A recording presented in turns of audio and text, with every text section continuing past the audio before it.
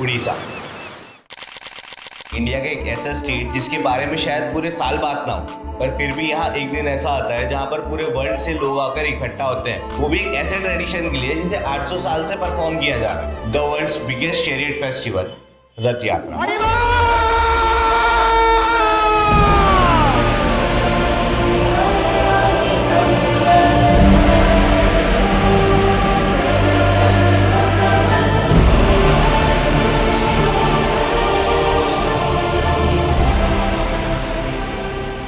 शुरू करते हैं तो यार, हर मंदिर की तरह हम लोग भी गए थे भगवान के दर्शन करने जगन्नाथपुरी।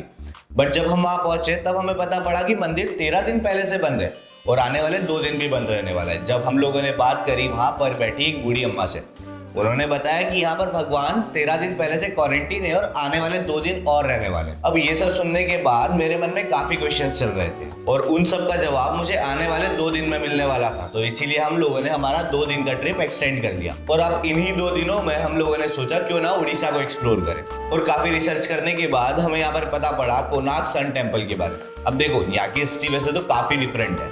13th सेंचुरी का ये मास्टरपीस जो सूर्यदेव को डेडिकेट किया गया था, और पूरा मंदिर एक जाइंट रथ की तरह दिखता है जिसमें 24 मैसिव स्टोन व्हील्स और 7 घोड़े बनाए गए हैं जो टाइम और सूर्य की जर्नी को रिप्रेजेंट करते हैं। अब सबसे इंटरेस्टिंग बात तो ये है कि इस व्हील को सिर्फ डेकोरेशन के लिए नहीं बल्कि एंशिएंट सन डायल की तरह भी देखा जाता है, जिसमें आज भी टाइम इतना एक्यूरेट बताया जाता है कि अपनी क्लॉक नहीं बता पाती है। आज भले मंदिर का मेन शिखर टूट चुका है, लेकिन इसकी कार्विंग और आर्किटेक्चर देखकर समझ आता है कि 800 साल पहले भी इंडिया इंजीनियरिंग और आर्ट में कितना आगे था। और जब मैं कोणार्क एक्सप्लोर करके निकल रहा था तब मुझे पता पड़ा लिंगराज टेम्पल के बारे में। अब कहते हैं कि जगन्नाथ टेम्पल से पहले लिंगराज भगवान के दर्शन करना जरूरी होता है, क्योंकि लिंगराज टेम्पल में भगवान शिव हैं और उनके आशीर्वाद लेने के बाद और उनकी परमिशन के बाद ही जगन्नाथ मंदिर जाया जाता है। और यहाँ पर लोग कहते हैं कि महादेव की अनुमति के बिना जगन्नाथ जी के दर्शन पूरे नहीं माने जाते। अब इसका मेन वजह क्या है, इसकी तो कई कहानियां और कई किस्से हैं। जब हमें पता पड़ा तो हम लोग भी लिंगराज मंदिर चले गए थे, उनके दर्शन किए, आशीर्वाद लिया और सीधा निकल गए थे फिर उड़ी की ओर।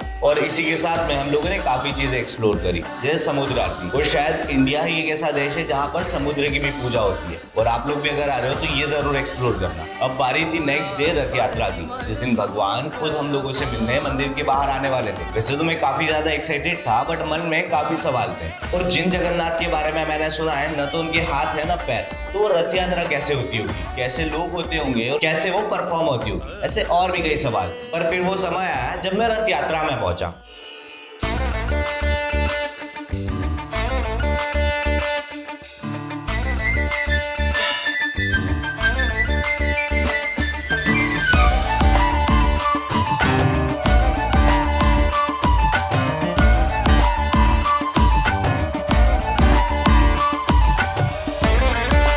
पर जब मैं रथ यात्रा में पहुंचा, लाखों की भीड़ और इतनी ह्यूमिडिटी, एक पल के लिए तो मेरा सांस लेना मुश्किल हो गया था। यहाँ पर वर्ल्ड के अलग अलग देशों से लोग आए थे, पर मन में अभी भी एक ही सवाल था, इतनी गर्मी, इतनी ह्यूमिडिटी और सब लोग रथ की तरफ आगे बढ़ रहे हैं। और इस सवाल का जवाब मुझे तभी मिल सकता था जब मैं उन्हें फॉलो करके रथ की तरफ आगे बढ़ता। जैसे जैसे मैं रथ की तरफ आगे बढ़ रहा था, भीड़ की क्वांटिटी बढ़ती जा रही थी और सवालों की क्वांटिटी कम।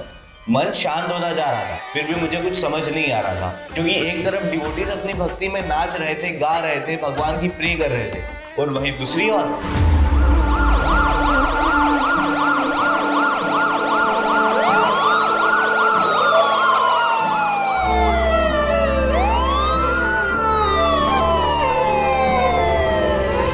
और फिर वो पल आया जब मैं जगन्नाथ जी के ठीक सामने खड़ा था।